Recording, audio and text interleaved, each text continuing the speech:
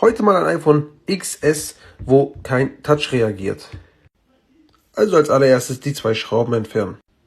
Für die Leute, die sich gefragt haben, wie ich das Display abbekomme, einfach mit einem Saugnapf ziehen und mit irgendwas dazwischen gehen. Nachdem es offen ist, wieder die Schrauben entfernen, die für dieses Plättchen zuständig sind. Das erstmal entfernen. Freunde, bei sowas ist auch mal ganz wichtig, dass ihr die richtigen Schrauben wieder reintut. Die ist nämlich falsch und damit könnt ihr wirklich einige Sachen kaputt machen. Das Wichtigste ist immer erstmal Strom und dann den Rest. Also als erstes immer Strom abmachen. Ganz wichtig, neues Display mal erstmal nehmen und testen. Neues Display ran und es funktioniert wieder. Fertig.